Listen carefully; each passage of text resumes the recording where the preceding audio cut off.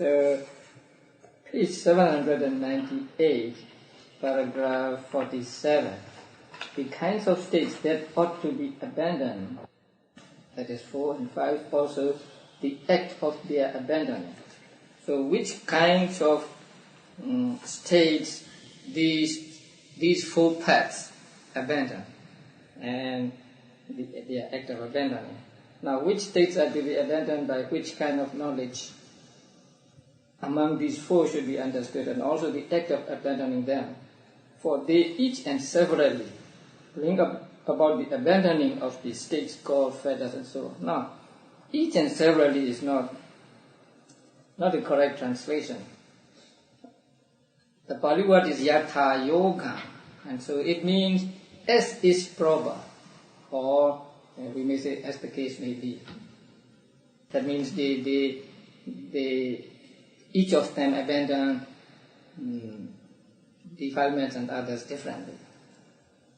So as is proper, bring about the abandoning of the states called fetters, defilements, wrongness, worldly states, kinds of avarice, perversions, ties, bad ways, cankers, floods, bonds, hindrances, adherences, clingings, inherent tendencies, stains, unprofitable course of action, and unprofitable thought arisings. So you see, the mental defilements are given different names. All of them are mental defilements.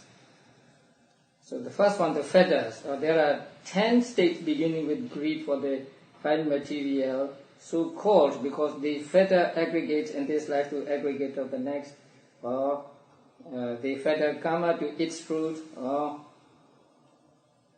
they fetter beings to suffering. That is why they are called fetters. They are like ropes. For as long as the ones exist, there is no cessation of the others. So as long as there are fetters, there is no cessation of aggregates, no cessation of karma and its fruit, and no cessation of beings and suffering. That is why they are called fetters. And of these fetters, greed for the fine material, greed for the immaterial, conceit, agitation and ignorance are called the 5 higher fetters, because the fetter beings to aggregate, etc., produce in the higher forms of becoming. While false view of individuality, uncertainty, adherence to rites and rituals, greed for sense desires and resentment are called the 5 lower fetters, because the fetter beings to aggregate, etc., produce in the lower forms of becoming.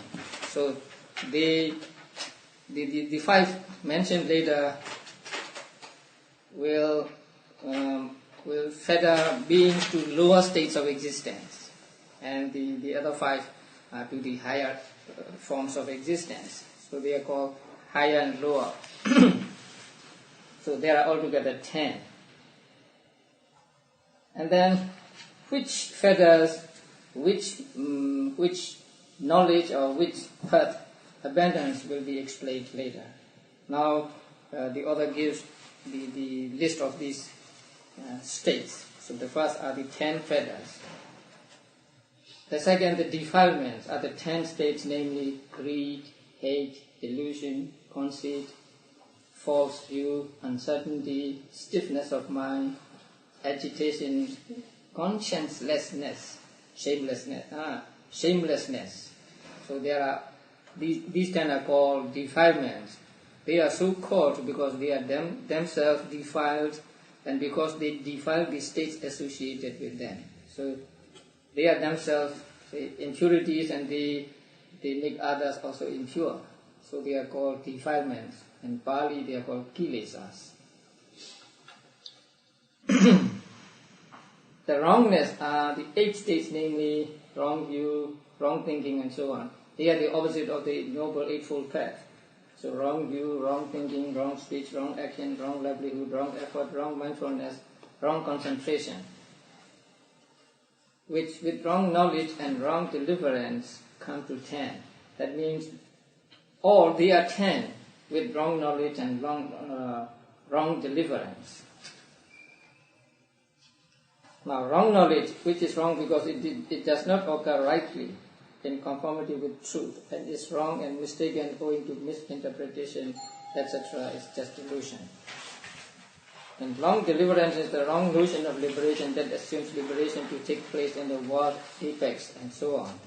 So people think that when a being reaches the highest existence, then that is the moksha, liberation. So that is called wrong liberation. So there are 8 wrongness, wrongnesses, or there can be 10 wrongnesses. So when we take them to be 10, we add wrong knowledge and wrong deliverance.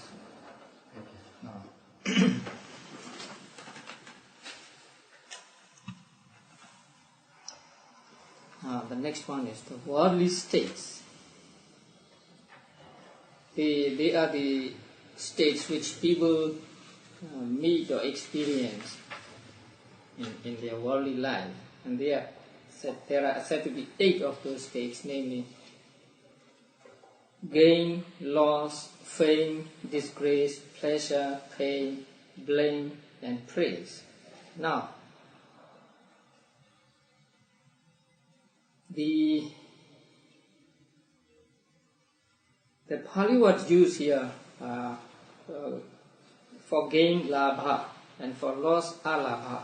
So alabha means non-gain, not getting. And for fame, the word used is yasa. And for disgrace, ayasa. Now, the word yasa can mean 2 things. One is, say, fame, and the other is followers.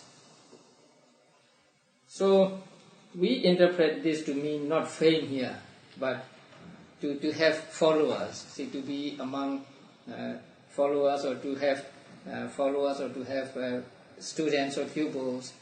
And for this disgrace, we say to be alone, not to be with followers, or having few followers. Because the last 2, blame and praise, if we say fame and disgrace here, then blame and praise are the same as fame and disgrace. So our interpretation is that instead of fame, it is having friends, or having followers, or having students, and instead of disgrace, we say not having, say, many followers.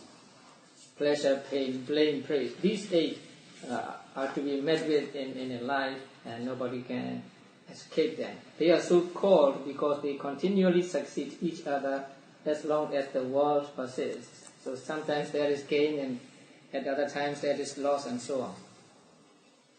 Sometimes you get what you want, and sometimes you don't get, or you lose what you have. But when the worldly states are included, then by the metaphorical use of the causes named for its fruit, the approval, that is the gain, etc., as its object, and the resentment, that is a loss, etc., as its object, should also be understood as included. Now, here translation is a little different than the original. The original, what is said in the original is that by the metaphorical use of the causes named for its fruit, the approval and the resentment are to be understood as meant by worldly states. So, when we say worldly states, they mean gain, loss, and so on. But here, we mean not gain, loss, etc., but approval or resentment, or our reaction to these conditions. These are the 8 conditions of life. When we have gain and we have approval, that means we are attached to gain. Then when we have loss, we have aversion. So that approval and resentment, or attachment and aversion, are what are meant by these worldly states. Not just the gain, loss, etc. And the approval or the resentment is taken to be meant by worldly states by the metaphorical use of the causes named for its fruit. That means the name really is the causes name, but we must take the fruit of it. So now there is gain. Because there is gain, there is approval. That means there is attachment. So attachment is caused by gain. But when we say gain, the gain is the name of the cause. But what we must really understand is the effect of that cause. So this is called the metaphorical use of the causes named for its fruit. It is like saying sugar is diabetes, something like that.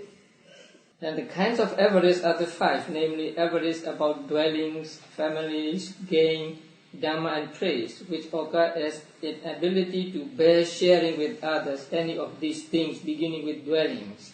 Now, the Pali word for the kinds of avarice are maccharya.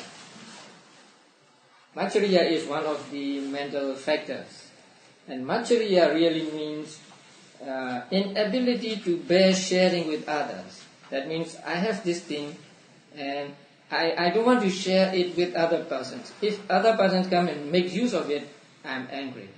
So that is what is meant by avarice here. Not just stinginess. Now, we have 2 words, ihsa and maccharya, right? And also the stinginess. Now, the avarice here is not stinginess, because stinginess is lobha, right? It is attachment. And this is accompanied by dosa. So, it is the intolerance of sharing things with others.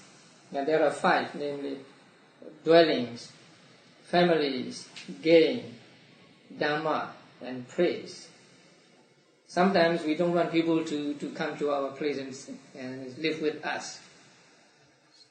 That is avarice with regard to dwellings. And families means for monks, maybe not particularly for lay people, because monks always depend on lay people for their living, and so we may be attached to, say, he is my supporter, this family is my supporter. So I don't want other monks to be acquainted with my supporter family, something like that. Gain, that is what one gets, and dharma. That means you practice meditation and you may have some results of meditation, and you don't want those results happen to other persons. So when other persons get the same result you get, you are not happy. Something like that. And praise. The next one, and then the last one is called praise. The Pali word is vana, V-A-N-N-A. And that is interpreted to mean 2 things. Both appearance, or you may say beauty, and praise. So, say you have a beautiful face, and then you don't want other people to have beautiful face or something like that. So praise can mean both appearance or beauty and praise. The next perversions are the 3, namely perversion of perception, of consciousness, and of view, which occur apprehending objects that are impermanent, painful, not self, and foul, as permanent, pleasant, self, and beautiful. So if we take things as permanent, as pleasant, as self, and as beautiful, then we have one of these kinds of perversions. There are 3. Perversion of perception, perversion of consciousness, and perversion of view. The next is ties. The 4 beginning with covetousness, so called because they tie the mental body and the material body. They are described as bodily tie of covetousness, the bodily tie of ill will, the bodily tie of adherence to rites and rituals, and the bodily tie of insisting or misinterpreting that this only is true. So this alone is true and others are false or something like that. That is called the tie here. So there are 4 ties. And then bad ways is a term for doing what ought not to be done and not doing what ought to be done, out of zeal, desire, hate, delusion, and fear. Now, the Pali word is agati. It is actually biasness. And so, we should say out of desire or out of attachment, not zeal. That means say, I'm attached to someone and so I may be a favorable bias towards him. So I'm not just to other people, something like that. So that is what is called here bad ways. Sometimes we hate somebody and so we do not do justice to him. Sometimes we are afraid that if we do this, then the person will do something back to me, and so I'm afraid of him, and so what do you call that? Favoritism, right? So I practice favoritism towards him.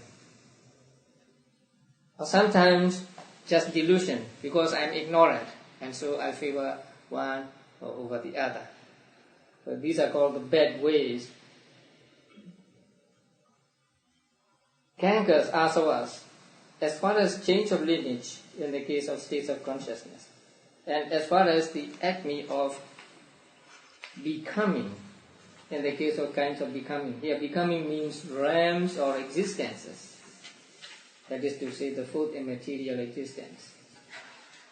There are exudations owing to the forms nature of the object. Now, the real meaning here is these cankers, they exude or what do you call it? Drip, like a pus or something dripping from a soul. Now, the Pali word is asawa. A means as far as, and sawa means to drip or to exude. And here, to drip should be understood as taking as an object. So, these exude means actually these take as objects, something as objects. And they exude as far as change of lineage and as far as the highest existence, highest realm or highest existence. Now, these kankas are what? Lobha, right? And then wrong view, deity, and ignorance, moha. So, these can take objects. These can take change of lineage up to change of lineage as object. And they can take the highest realm as object. So that is why it is to be understood by way of taking object. So they exude means they take them as object. Now there is a footnote, and I don't think he really understood the what he was referring to here. Now, as far as, I don't know whether it is explainable in English. Now, the Pali word translated as far as, can mean two things. Now, let us say, as far as change of lineage may mean, not here, and up to change of lineage, excluding change of lineage. But it just reaches that dharma. And sometimes it may mean including. So there are two meanings for the Pali word or say as far as. Suppose and the fields say extend as far as the mountain. That means they stop when there is a mountain. So they do not include, the fields do not include the mountain. When we say the Buddha's fame and goes as far as the highest realm, that means including the highest realm. So here the inclusion is meant. So as far as change of lineage means including change of lineage. And as far as the acme of becoming, or as far as the highest realm means including highest realm. I think you say through or something like that, right? Say Monday through Friday means Monday and then including Friday. So something like that. This is a term for greed for sense desires, greed for becoming, wrong view and ignorance, because of the exuding of this defilement from unguarded sense doors like water from cracks in a pot in the sense of constant trickling, or because of they are producing the suffering of round of rebirths. The next is the floods. They are called floods again, the same things, in the sense of sweeping away into the ocean of becoming, and in the sense of being hard to cross. Then bonds. They are so called because they do not allow disengagement from an object and disengagement from suffering. Both floods and bonds are terms for the cankas already mentioned. So the same states are sometimes called cankas, sometimes floods, and sometimes bonds. The same thing. Then the hindrances are 5, namely lust, ill will, stiffness and torpor, agitation and worry and uncertainty, in the sense of obstructing and hindering and concealing reality from consciousness. So these are the 5 hindrances we often encounter during meditation. And then adherence and misapprehension, the Pali word paramasa, is a term for wrong view, because it occurs in the aspect of missing the individual essence of a given state. That means going beyond the individual essence of a given state and apprehending elsewise an unactual individual essence. So that means taking something wrongly. And the clingings, they are upadanas, are the 4 beginning with sense desire, clinging, describing all their aspects in the description of the dependent origination. And then inherent tendencies are the 7, namely greed for sense desires, etc., in the sense of inveterateness, stated thus: the inherent tendency to greed for sense desires, the inherent tendency to resentment, conceit, false view, uncertainty, greed for becoming, and ignorance. So there are altogether 7. For it is owing to their inveteracy that they are called inherent tendencies, since they inhere as cause for the arising of greed for sense desire, etc., again and again. Now, inherent tendencies really means the 7 of the defilements. But when they are called inherent tendencies, they are not the real defilements, but those that can arise when there are conditions.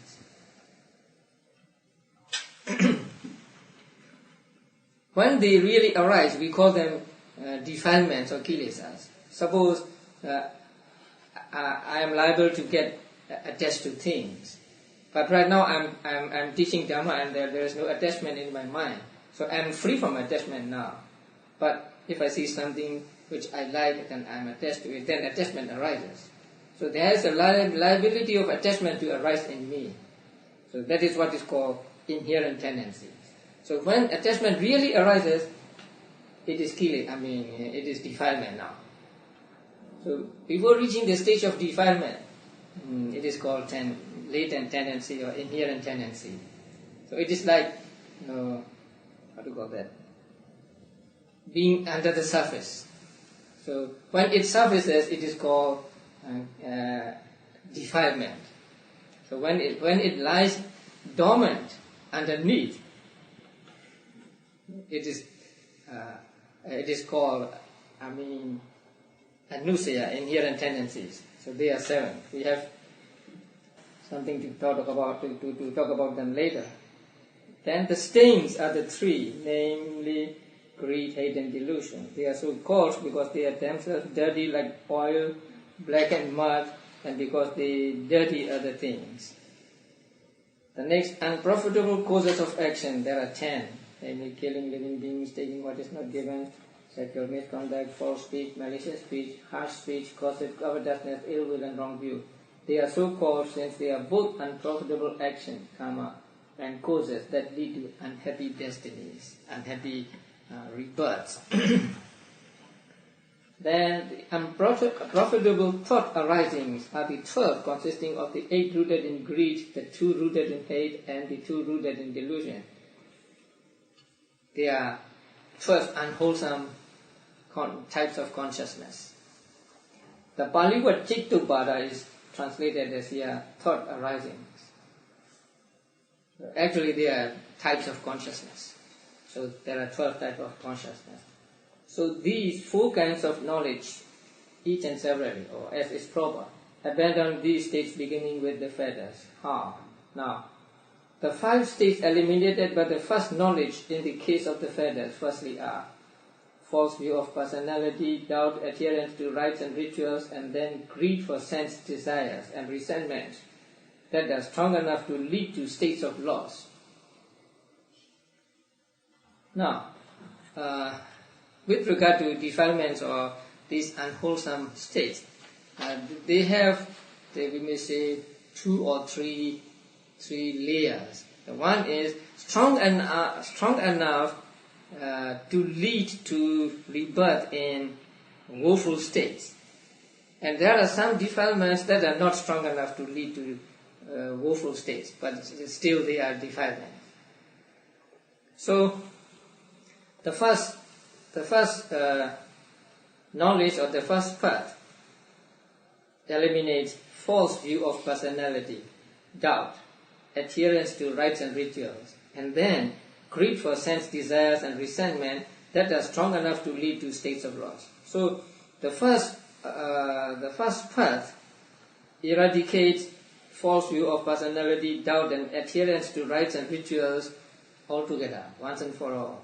But greed for sense desire and resentment, it cannot eradicate altogether, but it eradicates the stronger forms of sense desire and resentment which lead to states of loss. That means which leads to 4 woeful states.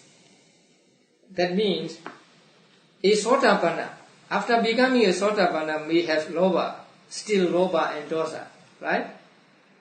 A Sotapanna eradicates only Ditthi, wrong view and doubt. So there are other mental defilements remaining with him. But these mental defilements are not strong enough to give him rebirth in 4 woeful states.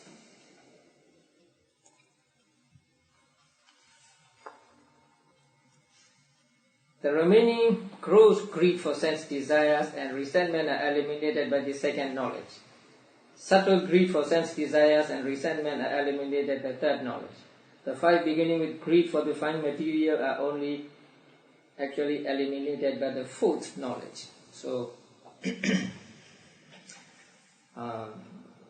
we have to understand the eradication of defilements in this manner. The different paths, actually the first path eliminates mental defilements or the ability of some mental defilements to lead us to 4 woeful states. And then there is a note. In what follows, we shall not in every instance specify the fact with the expression only.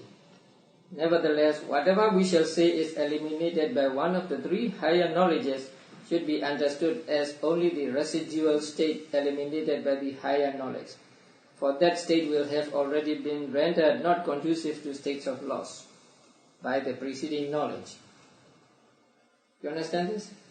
No. Now, in what follows, we shall not in every instance specify the fact with the expression only. Now, you see the word only in the paragraph above, the last line. The 5 beginning with greed for the fine material are only eliminated by the 4th knowledge. So, if the author says only, we have to understand in one way. And if he does not use the word only, we have to understand in another way. So that is what is meant.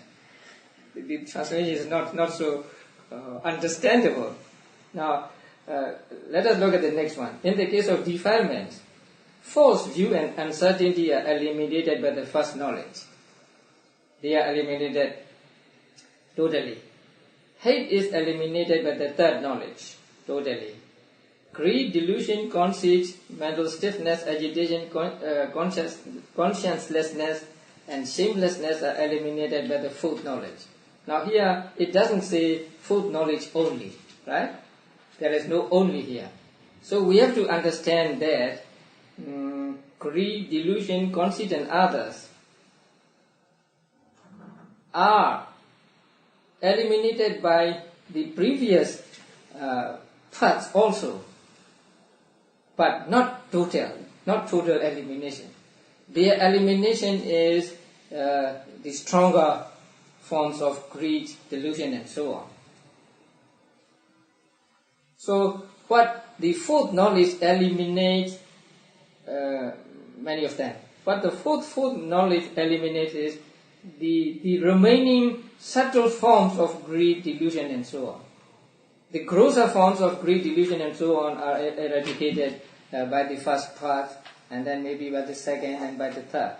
So, since there is no only here, say, are eliminated by the fourth knowledge, and not fourth knowledge only, we have to understand this way. In the case of the wrongness, wrong view, false speech, wrong action, wrong livelihood are eliminated by the first knowledge. Wrong thinking, malicious speech, and harsh speech are eliminated by the third knowledge. Now, the third knowledge is the anagami knowledge, non-returner, right? So, the anagami can eradicate anger altogether, and grosser forms of attachment. So,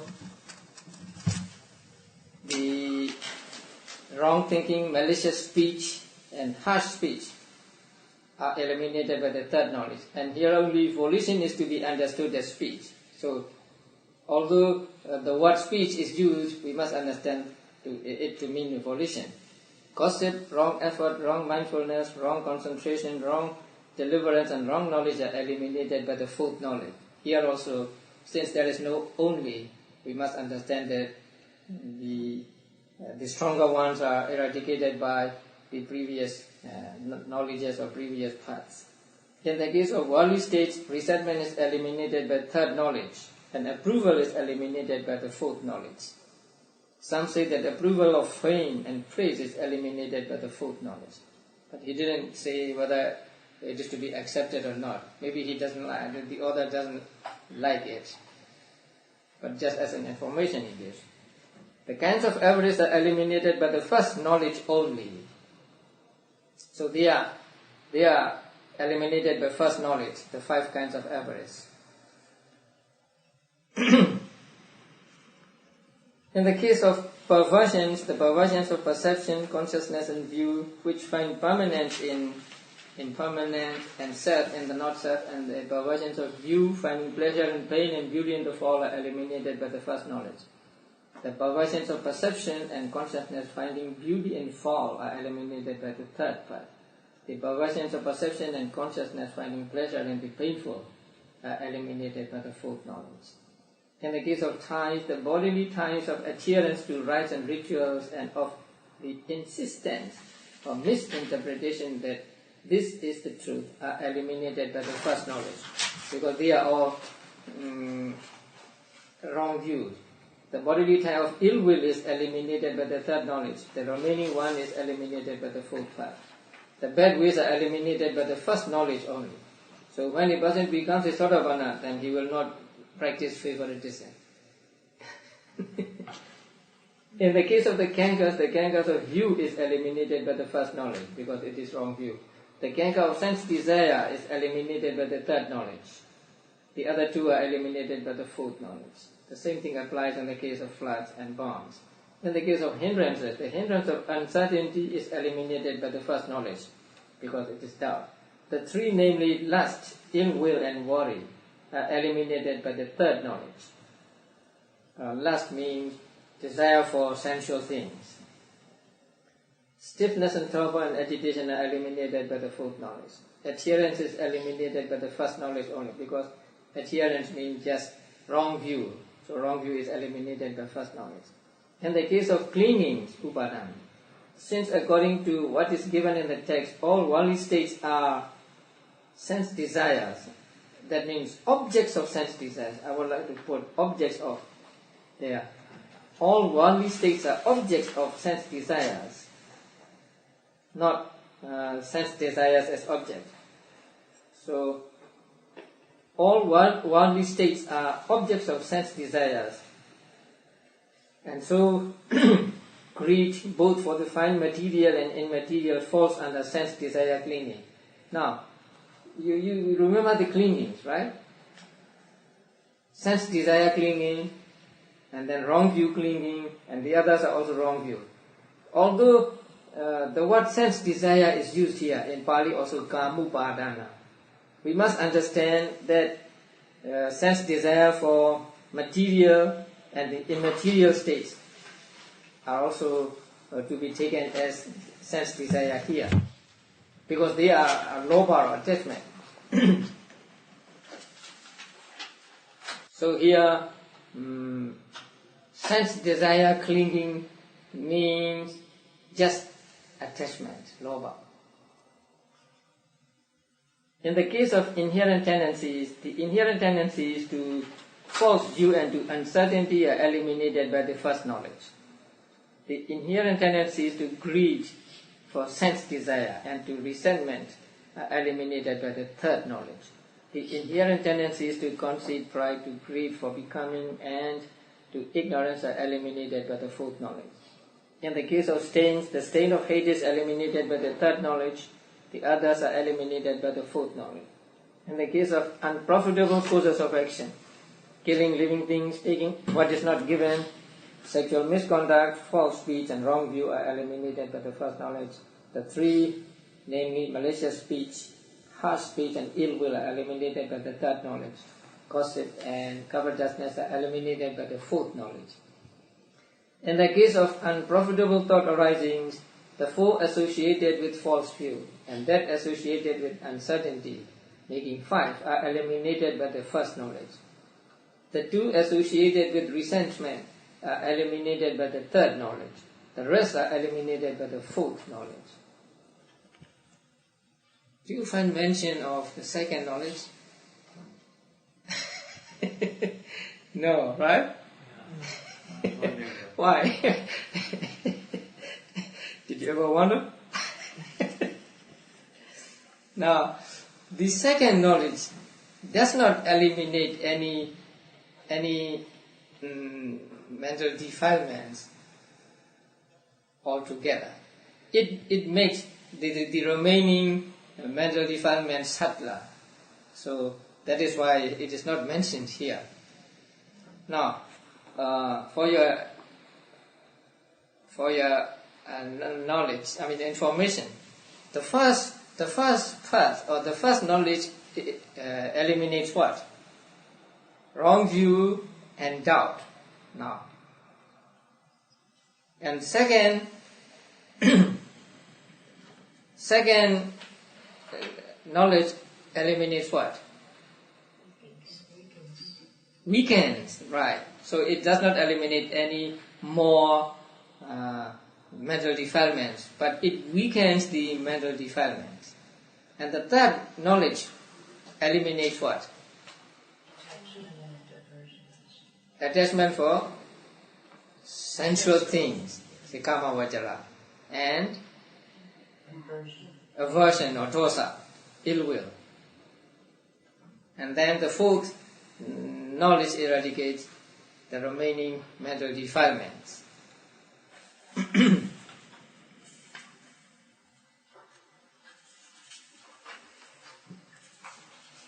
Now,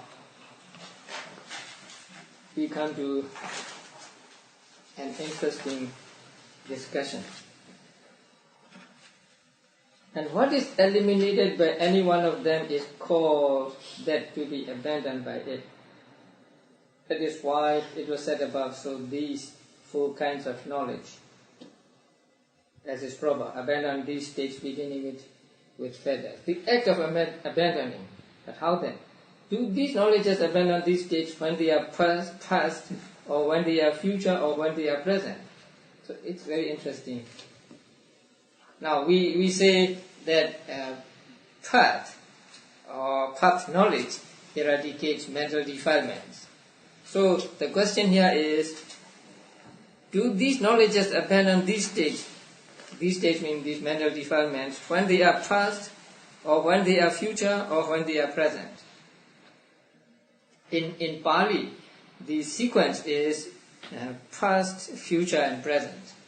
That's why it says past, future and present here. Now what is the position here? For firstly, if they are said to abandon them when past or future, it follows that the effort is fruitless. Because the past has already passed, and you don't have to do anything about it. It has already gone. And the future has not yet come, and so you cannot do anything about it either. So there is no question of the path knowledges abandoning the past defilements or future defilements. But what about the present one?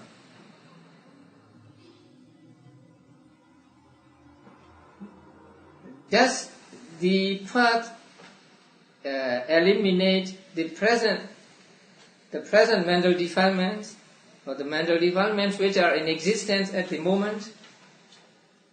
No.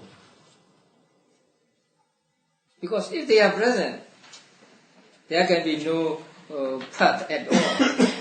A path and mental defilements do not arise together.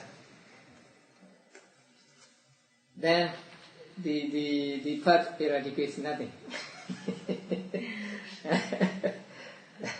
So then if it is when they are present, it is likewise fruitless, because the things to be abandoned exist simultaneously with the effort, and it follows that there is development of the path that has defilement, or it follows that defilements are dissociated from consciousness. Now there are three things here. Then if it is when they are present, if you say that they are abandoned when they are present, it is fruitless, because the things to be abandoned exist simultaneously with the effort. That means the things to be abandoned would simultaneously arise with the effort, because the effort here is path consciousness. And it follows that there is the development of path, that means arising of path, that has defilement. If you say the present defilements are eliminated, then it amounts to saying that the path and defilements arise together. And no defilement can arise with path. Defilements defilements are unwholesome mental states, and path is wholesome mental state. So wholesome mental state and unwholesome mental state cannot arise at the same time. And it follows that defilements are dissociated. Then you may say, at the moment of path, there are no defilements, but the path eradicates the defilements. So if you say so, then it will amount to saying that defilements can arise without consciousness. And that is not so. Defilements are mental states, mental factors, and as mental factors, they can arise only when there is consciousness. So they are never dissociated from consciousness. But if you say at the path moment, defilements are eliminated, then you say that they can be dissociated from consciousness. So path consciousness does not eradicate the past defilements, nor the future defilements, nor the present defilements. So if there are defilements present in the mind, there can be no path at all. So it eradicates nothing. That is not an original argument. Here, original really means this argument or this discussion is not peculiar to this book only. this discussion has already been in other books. For in the text, first the question is put, and then he quotes the text. I think the text is the same as what we have said. So the Magga eradicates neither the past, nor the future, nor the present defilements. Then what does it eradicate? What does it abandon? Now please go to paragraph 80. What does that show? It shows abandoning of defilements that have soil to grow in. It's difficult here. The use of the word, the Pali word bhubilada. But are defilements that have soil to grow in past, future or present? Now the answer is, the first answer is, the path abandon the defilements